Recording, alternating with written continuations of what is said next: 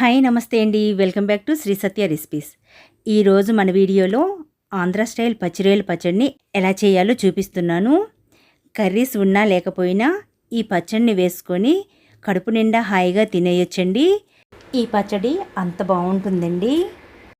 ఈ పచ్చిరొయ్యల పచ్చడి బయట 1 నెల పాటు, అక్కడ నుండి 2 నెలల పాటు ఫ్రిడ్జ్లో పెట్టుకుంటే ఫ్రెష్గా ఎప్పుడు కావాలంటే అప్పుడు వేసుకొని తినేయొచ్చండి.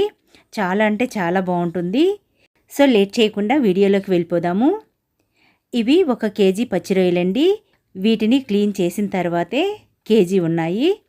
పచ్చిరొయ్యల పచ్చడికి ఇలా పెద్ద పచ్చిరొయ్యలు అయితే చాలా బాగుంటాయండి. పచ్చిరొయ్యలకి పైన కింద కూడా తీగలాగా మేత ఉంటుంది. క్లీన్ చేసిన తర్వాత వాటిని కూడా తీసేసుకోవాలి. లేకపోతే మనం తినేటప్పుడు నోటికి ఇసుకలాగా తగులుతుంది. వాటిని తీసి శుభ్రంగా ఒక 4-5 సార్లు కడగాలి.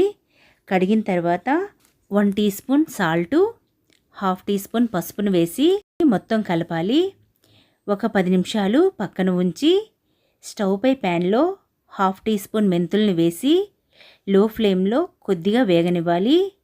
ఇలా కొద్దిగా వేగిన తర్వాత 1 టీ స్పూన్ ఆవాలను కూడా వేసి కొద్దిగా వేపి ఇందులోనే 2 టేబుల్ స్పూన్ ధనియాలు, 2 యాలకులు, 1 టీ స్పూన్ జీలకర్ర, ఒక 6 లవంగాలు, కొద్దిగా దాల్చిన చెక్కను వేసి లో ఫ్లేమ్లో మంచి వాసన వచ్చే వరకు వేయించుకోవాలి. ఇలా అన్ని కలర్ మారి మంచి వాసన వచ్చే వరకు వేయించి ఇలా వేగిన వాటిని ఒక ప్లేట్లోకి తీసేసి ఇప్పుడు ఈ ప్యాన్లోనే పచ్చిరొయ్యలను కూడా వేసి కలుపుకుంటూ ఉడికించుకోవాలి. ఇందులో సాల్టు ఉప్పు వేసాం కాబట్టి పచ్చిరొయ్యల నుండి వాటర్ దిగుతుందండి. ఈ వాటర్ అంతా కూడా డ్రై అయ్యేంత వరకు కలుపుకుంటూ ఉడికించుకోవాలి. అంతలో వేపిన మసాలాను కూడా మిక్సీ పట్టుకుందాము. మసాలాను మెత్తగా మిక్సీ పట్టుకోవాలి.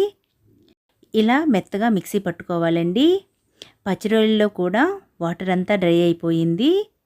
ఇలా డ్రై అయిన పచ్చిరొయ్యలను పక్కన ఉంచి వేరొక ప్యాన్లో 1 కప్పు ఆయిల్ వేస్తున్నాను.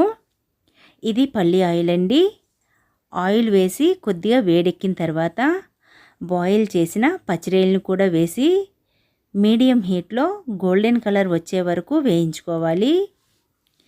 బాగా ఎక్కువగా బ్రౌన్ కలర్ వచ్చేంత వరకు వేయించకూడదు. పచ్చడిలో పచ్చిరొయ్యలు మాగేటప్పుడు బాగా గట్టిగా అయిపోతాయండి. కాబట్టి ఇలా గోల్డెన్ కలర్ వచ్చేంత వరకు వేయించుకోవాలి. సో ఇలా గోల్డెన్ కలర్ వచ్చిన తర్వాత 1.5 టేబుల్ స్పూన్ అల్లం వెల్లుల్లి పేస్ట్ని వేసుకోవాలి. అల్లం వెల్లుల్లి పేస్టు ఫ్రెష్గా చేసుకొని వేసుకోవాలి. అల్లం వెల్లుల్లి పేస్ట్ని బాగా మెత్తగా చేయకూడదు. పచ్చిరొయ్యల పచ్చడికి కొద్దిగా బరకగా ఉండాలి. సో ఒక 5 మినిట్స్ ఈ రెండింటిని కలిపి వేయించుకోవాలి.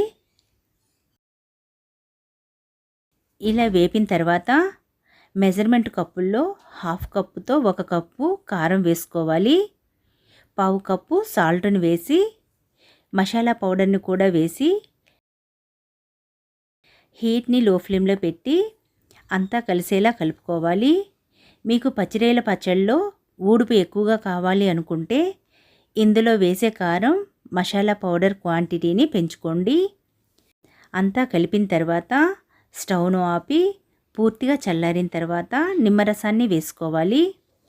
లేకపోతే పచ్చడి వేడిగా ఉన్నప్పుడు నిమ్మరసం వేస్తే పచ్చడి చేదుగా ఉంటుంది. కాబట్టి పచ్చడి పూర్తిగా చల్లారిన తర్వాతే నిమ్మరసం వేసుకోవాలి. ఇవి 3 నిమ్మకాయలతో తీసిన రసం అండి. పెద్దవి అయితే 2 నిమ్మకాయలు సరిపోతాయి. నిమ్మకాయ రసం వేసి మొత్తం అంతా కలిసేలా కలుపుకోవాలి. ఇప్పుడు ఇందులో ఉప్పు సరిపోయిందో లేదో కూడా చెక్ చేసుకోండి. సో ఇందులో కరెక్ట్గా 1/4 కప్పు ఉప్పు అయితే సరిపోయింది. ఇంతేనండి, పచ్చిరొయ్యల పచ్చడి రెడీ. ఈ పచ్చిరొయ్యల పచ్చడి గుమగుమలాడిపోతుంది. వేడివేడి అన్నంలో, అలాగే ఇడ్లీ, దోశ, ఊతప్పంలో దేనిలో వేసుకొని తిన్నా చాలా బాగుంటుందండి. సో ఈ వీడియో మీకు నచ్చినట్లయితే ఒక లైక్ ఇవ్వడం మర్చిపోకండి. ఇలాంటి టేస్టీ రెసిపీస్ కోసం శ్రీ సత్య రెసిపీస్ మన ఛానల్ని చెక్ చేయండి. ఈ వీడియోని కొత్తగా చూస్తున్న వారైతే మన ఛానల్ని సబ్స్క్రైబ్ చేసుకోండి. Thanks for watching. Thank you.